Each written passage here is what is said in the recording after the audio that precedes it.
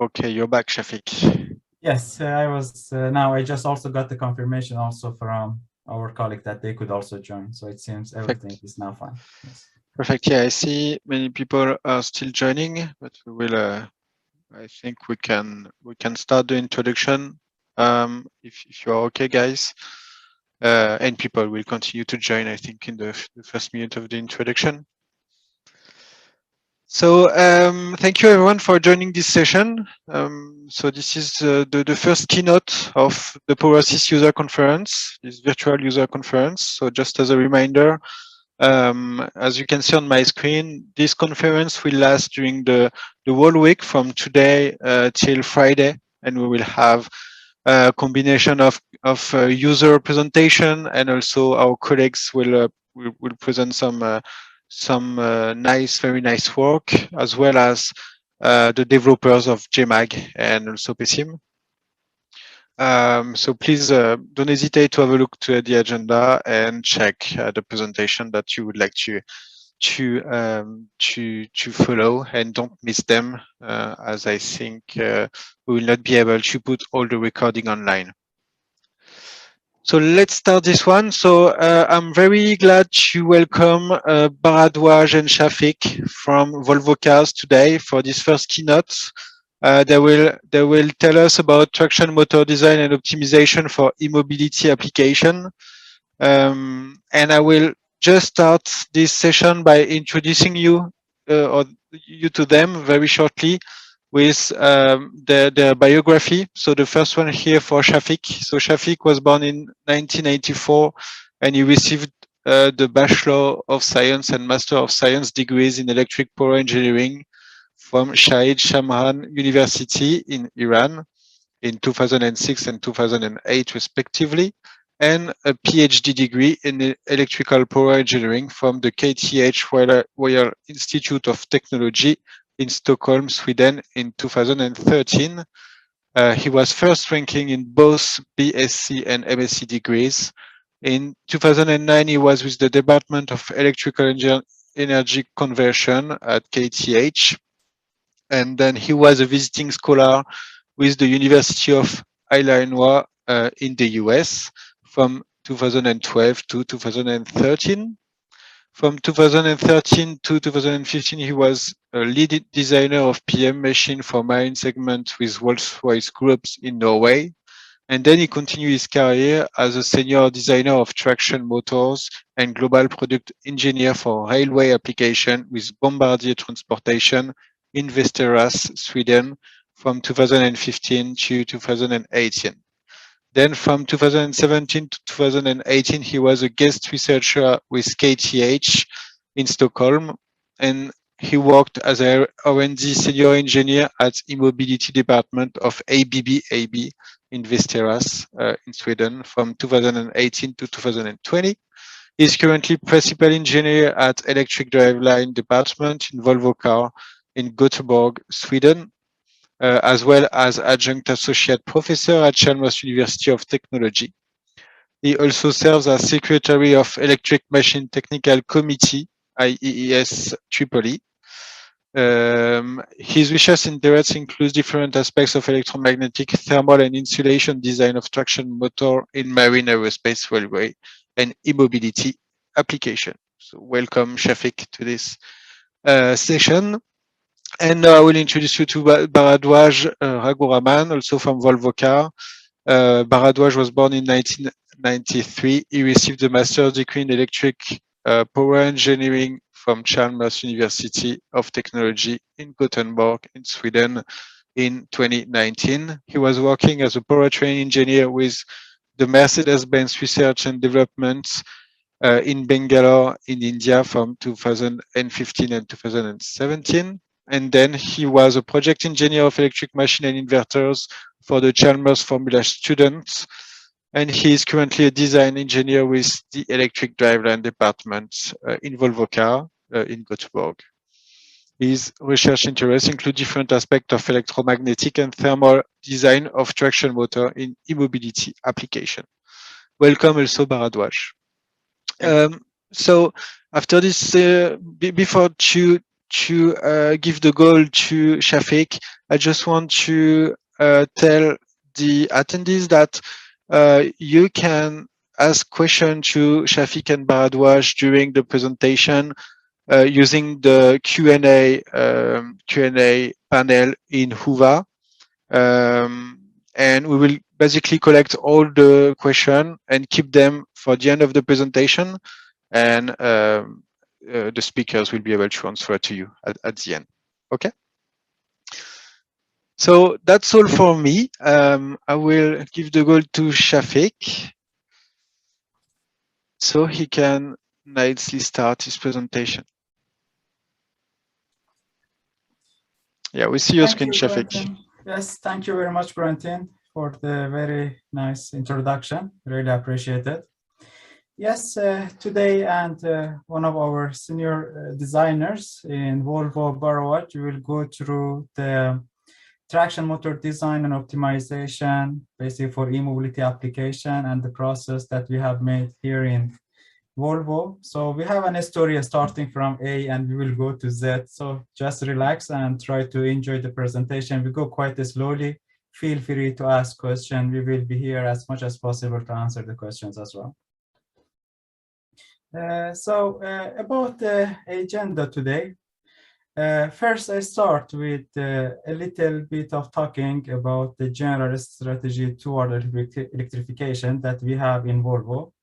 And the reason that we are presenting that is not to ask you to buy Volvo, but it's more to tell you how that general strategy influences our optimization process and optimization target, and how it forces us basically to include different aspects of traction motor design into our optimization process. After that, we will go through a little bit on why the optimization basically is necessary, assuming the general strategy that we will present in the first part of the presentation. And then I briefly also explain the optimization process that we have today. It will be more like a general presentation. Of course, we cannot go too much into details due to the confidentialities of Volvo, but we try to, at least in general, tell our story when it comes to electrical machine optimization. After that, Bharadwaj, my colleague, and as I said, one of our senior designers, will give a case study of that we did for designing a motor with hybrid rotor, basically, and we use the same optimization process. Just as a case study, it can give you a feeling of how this optimization, how this process works. Okay, so let's start very general on our targets on the vehicle as a company. So we have the general target of providing the possibility to our customer to move in a personal, sustainable, and safe way. These three words, personal, sustainable, and safe, they are introduced at the bottom of this slide. But my focus today is here on the sustainability, because that's where we have more influence on the electrical machine design, and there are aspects that we need to include it in our design process together with a lot of other aspects that we will take into account. And that sustainability basically comes to one of our most important target, to be a climate neutral company by 2040. And of course, this strategy on a very high level comes at the end to every component that is used in an electric vehicle. Yes, considering that sustainability as one of our main targets, and also the big trend that we have now in the world to go towards electrification, will bring this sustainability aspect also into electrical machines or every other component that we are using in our electric driveline. And of course, we have already in 2025, 50% of our cars will be electric. And as I mentioned before, in long term, we plan to be neutral, like a climate neutral company by 2040. And that means that we should plan for it from now. For the vehicles that we are gonna release in 2025 and even 2030, we need to do the design now and we need to test them, we need to verify them, and they should be sustainable products as much as possible, of course. Yes, and here this slide basically shows the issues that we have to make a motor and electrical machines sustainable. We have some components in the motor, especially when talking about permanent magnet machines. Of course, we have plan also to use other forms of electrical machine depending on the configuration of the vehicle. But so far, permanent magnet motors has shown the biggest potential when it comes to electrification. And these components, part of that goes to permanent magnet, basically rare earth elements that we have in the magnets. And if we look at like ELU of these components, which basically is a kind of environmental load unit to, how to say, characterize the elements that are being used in the magnets or in every other component in the motor, we see the highest numbers goes to the heavy rare earth components that we have in rare earth magnets, basically. But that's not all the story. We have also some other components, for example, copper, that have pretty high ELU as well. And then we have components with, of course, much lower effect, like steel and aluminum, that are considered more kind of environmental friendly, at least in this aspect, to look at it from ELU point of view. And to address that, basically, we are looking at different kind of scenarios. We are, of course, looking into replacing rare earth element with non-rare earth magnets, but still we have challenges. There are challenges in the demagnetization. There are challenges in the compactness of the motor. And we are, of course, looking into replacing copper with aluminum in the winding. We have many other like activities ongoing as well, but I can share these two because these are the two that we are gonna present, and we have got the permission to make it public. We will have two separate papers on this in IECON conference next month, basically. So as you can see, we need to include sustainability aspects into our design process, and that, of course, needs a process, needs an optimization process. It's when it is more than the performance, basically. And that's how I summarized it here. I mean, what are the aspects? Traditionally, we were designing the motor more for like performance. When we were meeting the performance, we were happy. Of course, we were having half look on the cost as well. We wanted to have a small motor, pretty high performance, well performing. But now, as you can see, on the top of that, we are talking about a very competitive market, that the range and as a result, the efficiency of the machine has become super important. And as well as that, we have the sustainability aspect. So we need to have a design process. We need to have an optimization process that can include all these different aspects, from performance to cost, efficiency, and sustainability into account at the same time. And of course, we need to be able to weight different factors in our process. When I'm talking about the cost, of course, everything goes hand in hand with the other aspects. So the way that we do it, we are able to also evaluate the efficiency and range, as well as the performance and sustainability, also in a cost, in a number. It can be euro or it can be Swedish krona. So that's the way we are able to put together all these aspects, and at the end of the day, offer a traction motor that is meeting the performance requirement. It has a decent efficiency and as a result range. It has considered as much as possibility sustainability aspects. So we are using as much as possible sustainable elements.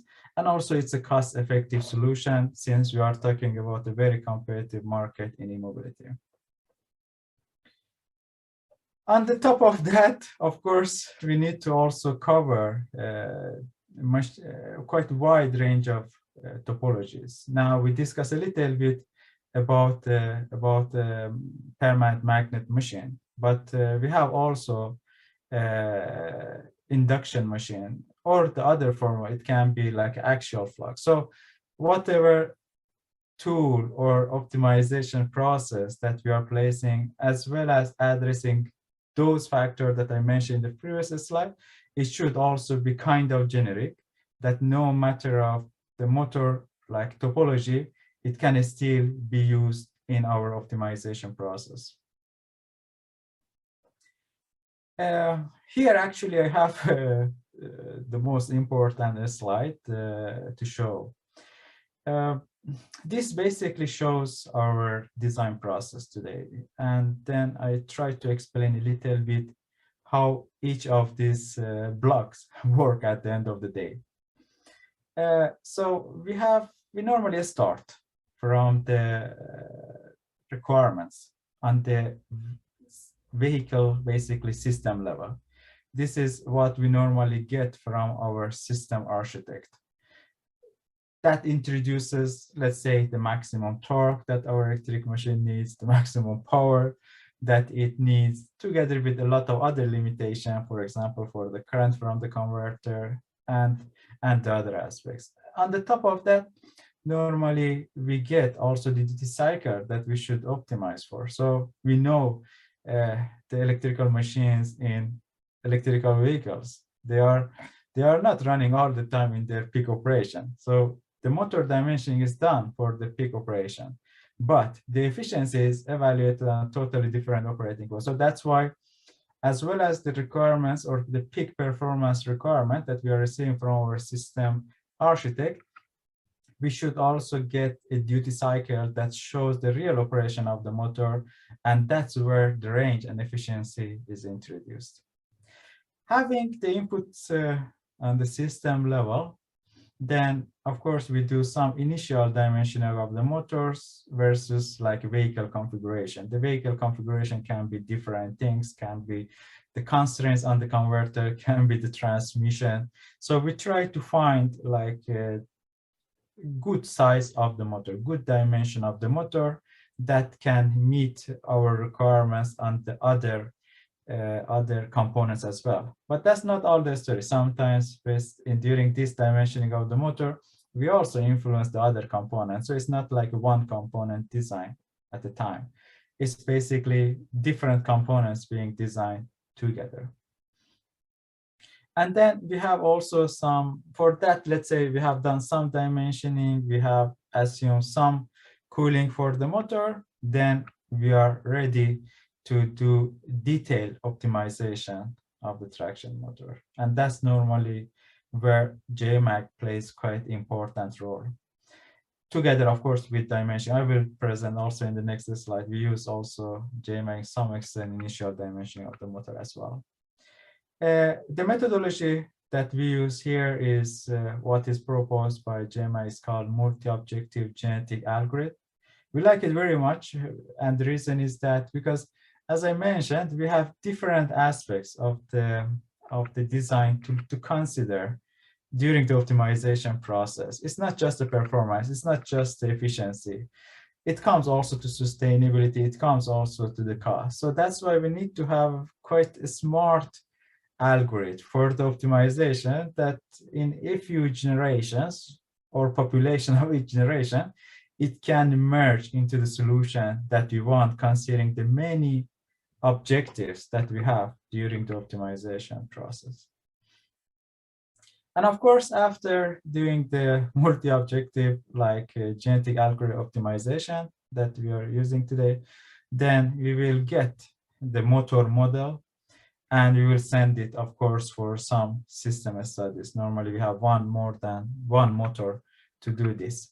And then we use a lot of functions also in JMAG in making the motor that is proper or motor model that can be used in system studies where cost, sustainability, performance, efficiency, and range can be studied on the vehicle level. So up to optimization, this multi-objective optimization, we are still doing it on the component level. But then we need to take it also to the system level, because cost has a meaning on the system level, range has a meaning on the system level, and sustainability has a meaning on the sustainable level, on the system level. Because you may have the most sustainable, the most efficient, very high performance electrical machine, but placing that electrical machine in that system, it may not give you the best system, the most sustainable electric system, where you have the battery, you have the converter, and you have the transmission on the top of the electrical machine. So that's why it is very important for us to have a link to system studies, basically, and be able to model the motor in the way that can be used in any potential system study. So now we went through a little bit the process. Of course, there are many other blocks in this process I have cleaned up, but this shows basically the concept of the design process that we normally go through, and most of them are based on this built-in JMAG functions. Of course, we have added a lot of things, for example, to connect it to our system studies, to do initial thermal calculation, a little bit separately, and also to analyze the duty cycles and how we evaluate and how we dimension the motor versus the vehicle configuration. Okay, so let's go to initial dimensioning. Yeah, we have for initial dimensioning, we have JMAG Express. It's a very quick tool. We use it actually quite a lot for initial dimensioning together with some other tools sometimes.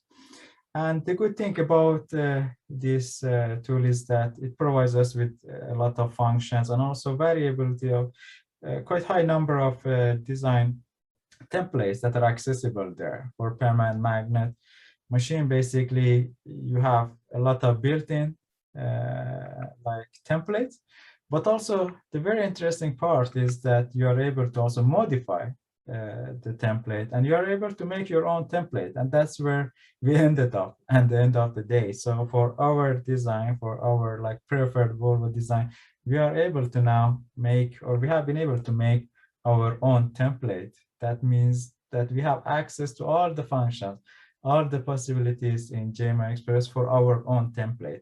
And that, of course, needs a little bit of manual work, basically, but to make those templates, but this definitely worth it. And of course, as well as the permanent magnet machine, it can also cover the other kinds of machine that we are interested, for example, induction machines. And as you can see, it has a very simple and nice interface with changing the number of ports. And as I said, if you want to add more parameters to the existing template, or you want to make your own template, you can easily do it. And I think later on, Eve and Corentin can correct me, I think it's due to the fact that it's not fully analytical kind of model behind it. However, it is very fast. It is also based on some kind of simple meshing process that is very helpful here. So no matter of the geometry, the motor can be analyzed basically. And we like this function very much.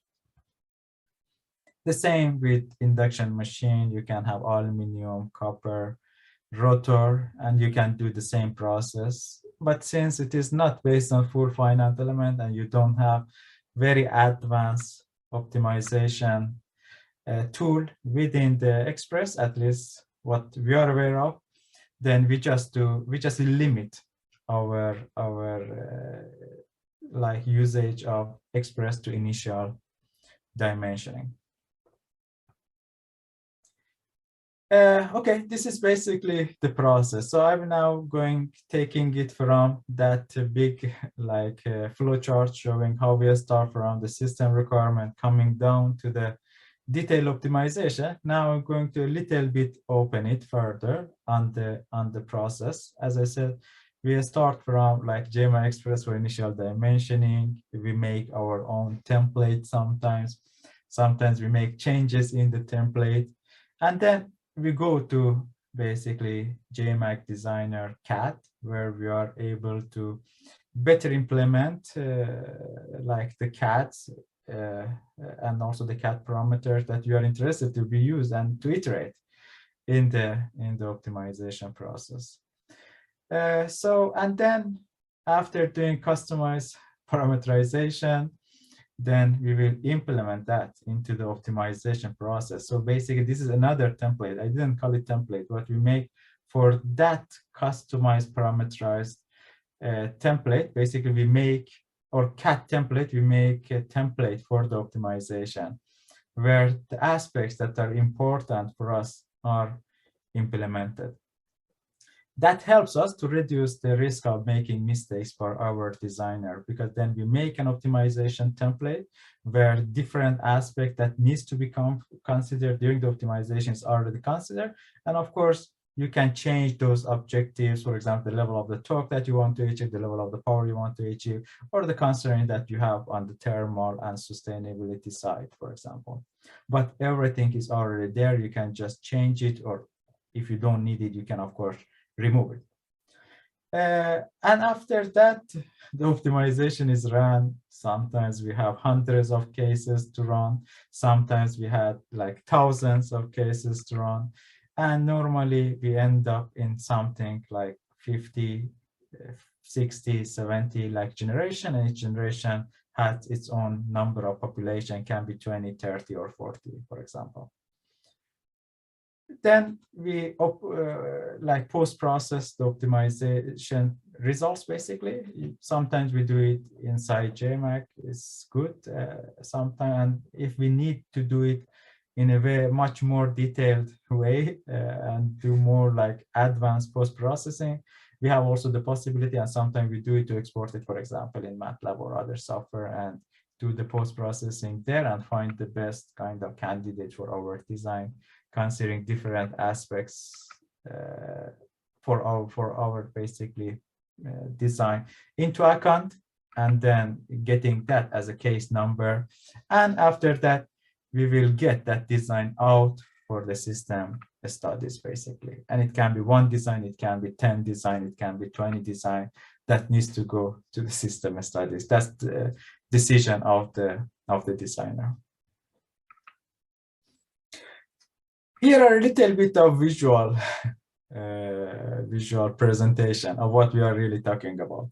Okay, JMAG Express, most of you who has used JMAG, you know how it is. I showed also some slide, but then I have shown also here the template edit function that we have, and that's where you can basically on every rotor and stator kind of template, you can send it to the editor, and then that's where you are able to add more constraints or make changes in the parameters, or rename them, add new inputs, whatever basically you would like. That's the part that we do normally in the initial dimensioning side, if it is really needed. But the big part of the CAD will be done in the JMAG Designer CAD template, where we have much more possibilities, and it's much better linked to the designer that enables us a more smooth optimization process. From our experience, when it comes to the optimization, because as you know, we have also a link between the JMAG Designer and Express to run the optimization together. But for our experience, the most effective way of doing it is to take it to Designer CAD and run the whole optimization within Designer, a little bit disconnected from the Express. And that's our kind of, how to say, already implemented practice, and we like it more, because then it's just one tool running, no need for communication. in the Express, and that's why we make it very much in the designer, in the CAD of designer. Yes, and here I showed a little bit of customized parameterization. You know, in the CAD, you can have tens of parameters, but maybe you don't want to change all of them during your optimization. So you will basically make some kind of customization on your parameter. You get the ones out that you are more interested, and you do this now in 100% in the designer, so it can enable you to stay there.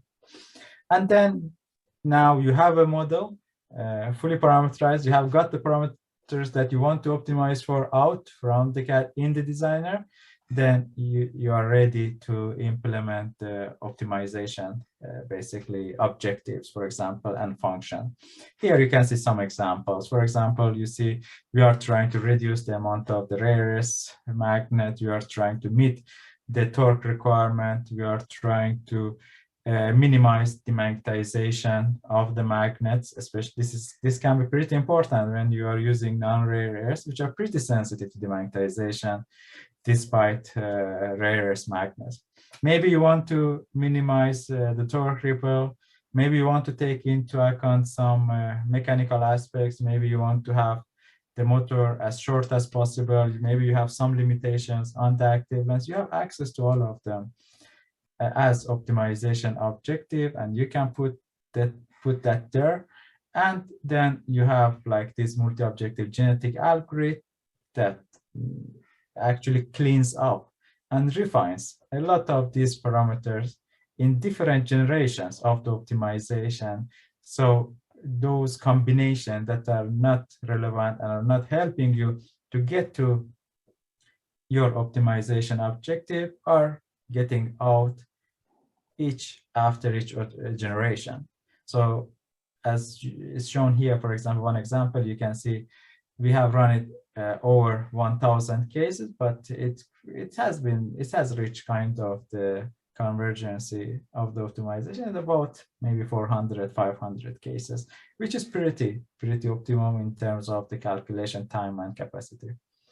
And of course, then you have some functions to get the models for the system study. I don't want to go into this because a little bit of confidentiality aspect there, but you have functions, for example, speed priority and accuracy priority, to map the performance of the motor, to map the efficiency of the motor. And of course, those maps can be used in some format for also system study.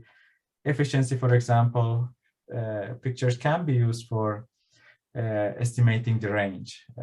The performance, the speed priority pictures and results can be used to make sure you are meeting your performance requirement, and you can see under this kind of operation how your vehicle acceleration, for example, performs.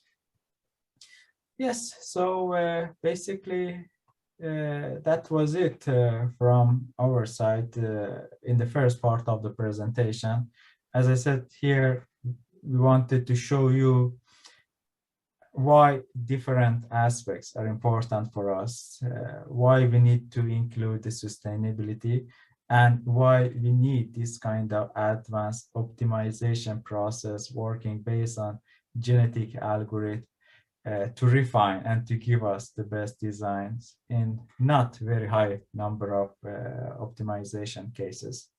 Having this process implemented, that we have done it pretty successfully, I would say, in Volvo during the last months, we have been able to do a lot of design optimization on different things: our main track design, our side track, our advanced engineering, our research and development.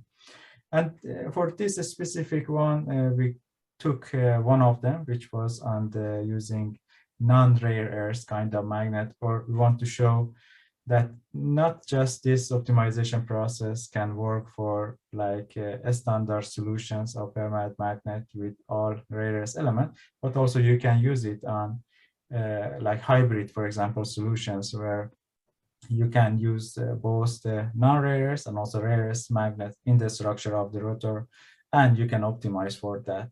There is another work that was done also to replace the copper winding with aluminum, and that one will also be presented later on. Barawat will show the reference to that work as well later. So now I'm handing over to our senior motor designer Barawat to hand over and present to you one of our case studies. So I will stop sharing here, Barawat. Hope you can. Yeah, You can hopefully I get it. can figure it out. Yeah, How to I do. hope so. I hope so as well. Let's see. Now I do this. Share. Let's see. And I do this one. Bharadwaj, you need to switch. Yeah, we don't see the white one. Yeah, You it's see my perfect. screen now? Yeah, Yeah, great. yeah. Okay, so yeah, so Shafiq has gone through the process of how we start from a system requirement or a vehicle requirement and come up to what the optimization of the machine should yield at the end. And here I will show a case study on how we do the optimization on the machine itself. Maybe it's a bit of a background for an e-mobility application. The three main things which we here at Volvo try to accomplish is to maximize the efficiency for a given drive cycle, as Shafiq mentioned, improve sustainability, and here for this case study, that means to lower the amount of neodymium-based rare earth magnets used, and of course to increase torque and power density. So we have as small the motor we can get, so that the packing in the car will be quite easy. And the constraints, we'll of course have constraints in our designs. One of them is the cooling aspect. Do we want to do water cooling? Do we want to do oil cooling? If it's oil cooling, what kind of oil cooling? Is it the direct spray cooling, or is it just rotor cooling, and so on? And those different cooling aspects turn out to be different requirements for the machine. Maybe in terms of the amount of current density you can allow in the stator for a PM machine, or the amount of heat you can allow in the rotor bars of an induction machine. And of course, mechanical strength. Nowadays, a lot of machines have been high-speed machines because you get power density out of high speed. So we also have to look at mechanical strength issues at the high-speed regions. And yeah, and then it's all as a sustainability part. It's the minimization of material in the machines, which is of great importance to us.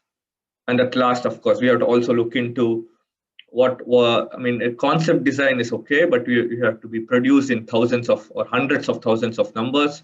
So we also look into what are the design considerations which you have to take into account for manufacturing and so on.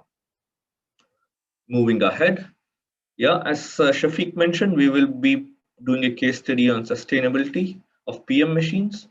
And on the left, as Shafiq mentioned, you can see the ELU numbers. And as you can see, neodymium, dysprosium, which gives us temperature stability for the neodymium magnets, they have very high ELU numbers. So our aim in this case study would be to reduce the amount of neodymium and dysprosium used in one of our machines. And on the right hand side, you can see the machine which we will be doing our study on. As you can see, it's a hairpin machine. Hairpin machines have been used for quite some time now, and now coming up into electric mobility applications because of high fill factor, which can give us a better torque dense machine.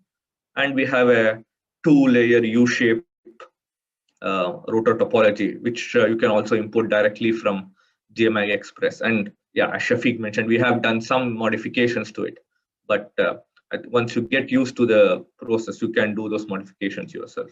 We have chosen this rotor topology specifically so that we have access to different areas of the rotor, so that we can replace one magnet with another type of magnet and so on. So moving ahead with our model setup, as you can see on the left, the model setup is to include both ferrite magnets and also neodymium-based rare earth magnets in the design. And the stator is still a hairpin machine. You just can't see the hairpins now in this picture. But yeah, so this is what we call as hybrid magnet topology. where we have neodymium magnets and ferrite magnets to assist both both for torque and also power factor resistance. And on the right, you can see what we are trying to achieve, a torque speed map of a machine of roughly 400 Newton meter of peak torque and close to 15,000 RPM of peak operating speed. And the red dots over here shows the operating points of the machine over a WLTP cycle, which is some of the cycle which we look at when we are designing the machine. Moving ahead. Yeah, as Shafiq mentioned, we use the multi-objective genetic algorithm method. I guess most of you know what it is, but it tries to mimic the evolutionary biology which we have studied in our pre-university levels. So we take a new generation of, and then we try to evaluate all the candidates of that new generation based on certain objective functions. We select some which are closer to the objective functions, and we disregard some which are not close to our objective levels. And then we do crossover and mutation processes to get new generation of candidates, and then we do this process over and over again, perhaps 50 to 60 generations sometimes, to get a good optimized machine. Yes, coming to the template which Shafiq talked about, as you can see here, we have most of the parameters parameterized, I would say. So we have access to most of the rotor dimensions, and also, since it's a hairpin machine, we have also access to hairpin dimensions, say the pin size, the slot width, the slot height, the back iron, and so on. Yes. Maybe before moving forward to the optimization itself, I thought it would be good for us to recap on what is the difference between neodymium magnets versus ferrite magnets. We know that ferrite magnets are very sustainable because it's basically iron. But what is the implication of that in machine design is something which is interesting. So on the left, you can see a fairly medium powerful neodymium magnet, an N35 SH. The SH corresponds to the temperature class of the magnet, and the two green dots here shows the flux density and also the coercivity limit at 20 degrees Celsius. So it's around 1.2 to 1.3 Tesla in flux density and close to 100,000 ampere per meter in coercivity. But if you look on the right, you have a fairly simple ferrite magnet machine, ferrite magnet, sorry. And here you can see that the flux density is roughly half or even less than half of the neodymium magnet. So it's close to 0.5 Tesla. And the coercivity is around 350 kiloamperes per meter, which is considerably lower, roughly 1/3 of the neodymium magnet. So this gives us some challenges in terms of machine design, both for performance, which is mostly driven by the flux density, but in terms of safe states, which we generally have in cars in terms of coercivity. So just to talk a bit more on the safe state, I think most of you are aware of, especially in electromobility applications, we have something called active short circuit. It's a safety mode where when we don't want the electric drive line to be powered and we want all systems to go into safe state. So what we do is we use our inverter to put the machine in short circuit so that we protect the battery from having any big voltage spikes coming in from the machine, and also that we protect the vehicle in terms of fire and so on. And down below on the left hand side, you can see how a typical, it's not for this machine, but a typical response of the current in the DQ plane of the short circuit currents, basically, with respect to speed. And what you can see is that as the speed increases, the Q current goes to 0, but the D current becomes constant to somewhere around minus 320 amps. But what is more interesting is on the plot on the right. This is a transient plot of the DQ current. So the x-axis is D current and the y-axis is Q current. And what you can see is that the current starts from 0, which is far to the right of your screen, and it does this circular patterns and then stabilizes to close to minus 320 amperes, which is the steady state current, which you can see on the left hand plot. But what is interesting is that the transient current for this case, at least, which is not even the worst case scenario for the PM machine, is roughly twice the current in the D direction, close to minus 550 amps. And this can have a very high impact on the magnets, especially ferrite magnets, because they have very low coercivity. So you can easily demagnetize these machines. And once you demagnetize it, you lose performance. And the performance also gradually degrades over time as well. So this is something which you have to take care in your optimization. And to exactly do that, in JMAG we have the possibility to introduce circuits so that we can study these concepts during optimization as well. So here is a simple circuit which we have considered for demagnetization analysis. So the CS1, which is a three-phase current source, can be seen as an inverter, and then the UVW star connection can be seen as a PMSM machine, and the red box over here, the controllable switches, can be used to short circuit the machine at a certain point in time, and then again get the machine into normal operation. So this technique we use for every optimization process, especially for ferrite magnets. So going on to the optimization objectives, as Shafiq mentioned before, since we are now looking at sustainability aspect, one of our main objective is to reduce the amount of neodymium magnet, and that is what you see in objective 1. This is a small list of objectives from a larger list, but these are some of the key interesting objectives to look at in terms of sustainability. So you can see that we want to minimize the amount of neodymium used. We want to reach the torque, and we have established something called a demagnetization ratio. So that's the ratio of the torque after short circuit by before short circuit, and that is what we call by delta, which is given on the right hand side. And we say that the delta has to be at least 0.93, which means that even after demagnetization, at the worst case scenario, we don't want to allow greater than 7% reduction in our torque. And also, since PM machines are known to be quite bad in NVH because of harmonics involved, we also want to reduce the torque ripple to less than 15%, which can still be mitigated with skewing and pole selection and so on. But yeah, this is as a basic optimization target. And of course, we want a power dense, torque dense machine. So we want to keep the active length of the machine to less than 125, which is some sort of a target based on the packaging space which is allowed in the car and so on. So we ran this optimization, and let's look at some of the results which you see here. So on the left, you can see first of all, you can see that we have run close to 1,200 designs. Of course, there are much more designs involved, but some designs are automatically thrown out by JMAG since it knows that it does not meet the criteria. That is one very good thing about multi-objective genetic algorithm optimization, I would say, in the sense that we are able to analyze a big design space. And as you can see from the result, we are able to achieve the torque of 400 Newton meter pretty quickly, say in 500 to 600 cases.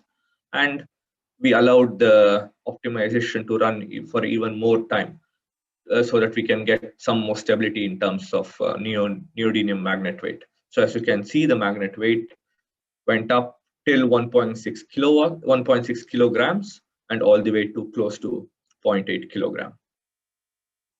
And moving on to the demagnetization ratio, which is much more important to us, we see that initially we had a really bad machine in terms of demagnetization. We had a demagnetization ratio of only 0.75, which means we lose 25% of performance. But after a lot of design iteration of close to 1200. We are reaching even more than 0.93, which was our target. So this shows that our optimization has gone well. So if you look at the optimized design at the end of the process, we started with the design on the left here, which shows that very thin ferrite magnets as compared to neodymium magnets. But after optimization, we can see that the ferrite magnets have become quite thick, and we all, through theory, we also know that thick magnets can handle demagnetization much better compared to thin magnets. And going further, I think we have some more results. Yes, we did a comparison. So this is a hybrid magnet, permanent magnet machine, but we also did a parallel study of just using rare earth magnets to compare what is the trade-off which we will do in terms of efficiency, the weight of the machine, and so on. And what you can see is that comparison over here.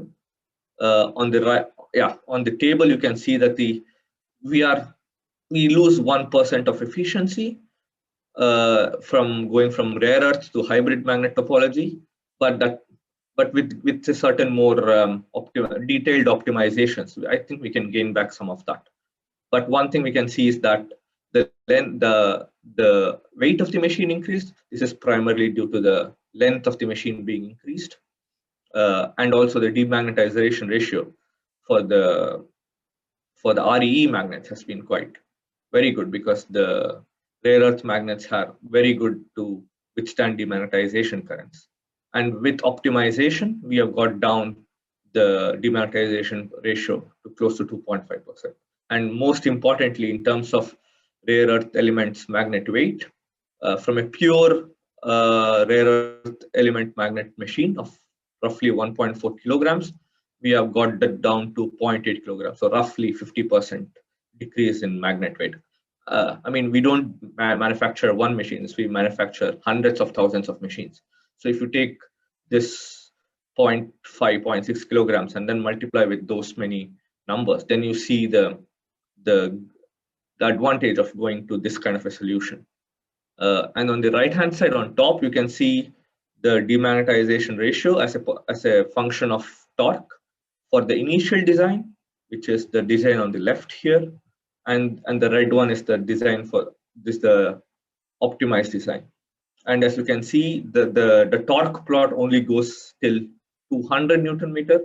That is because, as you can see from the plot below, most of the WLTC driving cycles are between 0 to 200 Newton meter. So we cover most of the driving scenarios in a car. Yeah, this is what we would wanted to present. And yeah, as Shafiq mentioned, we have 2 papers coming up in the next month's IEEE IECON conference. One on what we presented right now, and the second one on what we did not have time to do, but to do here. But you can look through the comparison between copper hairpin versus aluminum hairpin, and what are the pros and cons of having aluminum hairpins. And thank you very much. We look forward to your questions. Thank you, Bahadur. Thank you, Shafiq, for your nice presentation. Thank you. So we have a couple of questions already, but people, you can still ask questions. This is to the attendees. So we have 5 minutes before the end of the session. So let's go to the first question, maybe. The first one is, how do you quantify sustainability in optimization of electric machine? Baruch, do you want to answer that one, or I should go? Yeah, I mean, we do 2 things to consider sustainability. One is, of course, the ELU, which is the environmental load unit, and also the second one is what I showed in the optimization, the weight of the magnets used itself. So these 2 aspects can give us a fair amount of idea on sustainability. And of course, when we go into system studies, we have a much broader multi-dimensional matrices looking at what is the cost of each of these, what is sustainability, can we mine these materials in a better manner, and so on. But yeah, in this optimization, I would say the ELU and the magnet weight can give us some indication of how sustainable a machine is. Thank you, Bharadwaj, for your answer. Next question is, how do you consider the effects of heating and temperature of the model based on the current in the model? So this is, I mean, we have different levels of thermal calculations or taking into account thermal effects into the design. But of course, the simplest one that one can use is to limit the amount of the current density in the slot based on an already like tested cooling concept, that you have a good understanding of what level of the current density you are able to allow. But then if you want to have more than that, you want to evaluate based on the temperature, exact temperature, more accurate numbers, then of course you need to do detailed thermal calculation, and we are doing it a little bit outside JMAG, I would say, at this point. So maybe we don't need to go through it in detail in this presentation for now. Yeah, sure. Thank you, Shafiq, for your answer. Another comment and question. So it says, nice presentation. If there is time, would you be able to say a few words about end-of-life recycling in relation to sustainability? Okay, this one is like, because you know this ELU is a multi kind of factor, how to say, parameter, and it includes a lot of things already in it. But this question, and we have a department within Volvo called Sustainability Center. I think they can answer really this question better. It's something that we normally leave to them to evaluate for us, and we just keep as the weight and amount of volume as the targets in our optimization as designer, because we do motor design. So maybe it can be answered better by them. But I agree that sustainability has many aspects. It starts from mining and then to the life cycle, CO2, a lot of other things together. But it's not really our expertise to answer this question, I would say. Sure, yeah, understood. So the next question, maybe the last one, as we are a bit running out of time. Had you ever considered the use of switch reluctance machine for traction application? Yeah, we cannot answer this question, to be honest. Okay, no problem. Well, I think it's an interesting topology, but we see some difficulties in using it right now. But of course, when we look at a project, we are always open to look at different machine topologies to start with. I mean, just for information, this presentation, we have got this permission to present on very specific like topic. And of course, as I said, we are looking at a lot of other different topologies. We are in detail of a lot of them. We have prototypes, we have products, but we really cannot really go into details of those experiences, I would say. Yeah, I think it's understandable. No problem. Thank you. So thank you for your answers. So I think this is the end of this session. Thank you very much for this nice presentation, and thank you to the attendees.